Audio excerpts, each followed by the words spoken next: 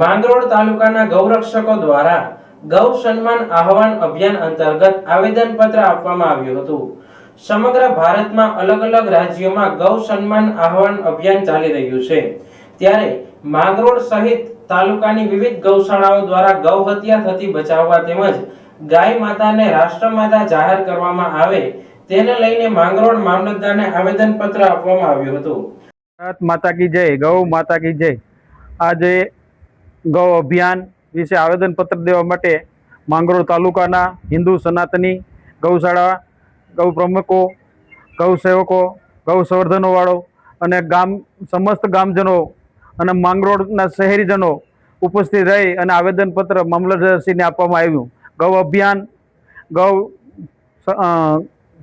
અભિયાન અને ગૌ સંરક્ષણ માટે કાયમી પણ આપણે એક ગૌ માતાને ગૌ રાષ્ટ્રમાતા બનાવવા માટેનું જે વર્ષોથી આપણો જે પ્રશ્ન હાલી રહ્યો છે એના માટે થઈને એક આવેદનપત્ર દેવા માટે આજે એકઠા થયા હતા।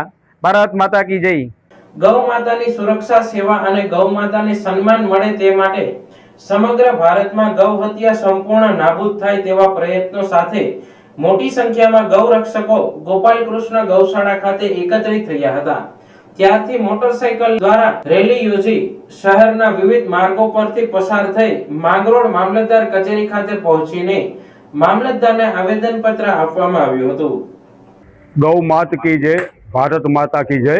આજ રોજ માંગરોળ મુકામે ગૌ સન્માન અભિયાન અંતર્ગત એક આવેદનપત્ર દેવામાં આવ્યું, જેના દ્વારા લોકની સમાજની હિન્દુ સમાજની માગણી છે એ મુખ્યમંત્રીશ્રીને, રાજ્યપાલશ્રીને, વડાપ્રધાનશ્રીને અને રાષ્ટ્રપતિશ્રીને પહોંચાડવા માટે થઈ અને મામલતદાર સાહેબને આપવામાં આવી।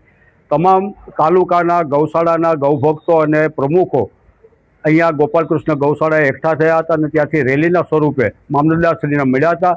તેમને શાંતિપૂર્વક રૂપે એક વિનંતીની સાથે આ લાગણી અને માગણી મામલતદાર સાહેબને આપવામાં આવી છે, જે માગણી મામલતદાર સાહેબ એ ઉપર સુધી પહોંચાડશે અને સનાતન ધર્મના આધારસ્તંભ એવા ગૌ માતાની ભારતમાં સ્થિતિ સુધરે અને રાષ્ટ્રમાતાનું સ્થાન મળે અને તેના સંરક્ષણ માટે યોગ્ય કાયદા બને તેવી અમારી વિવિધ માગણી અમે આજરોજ રજૂ કરેલ છે।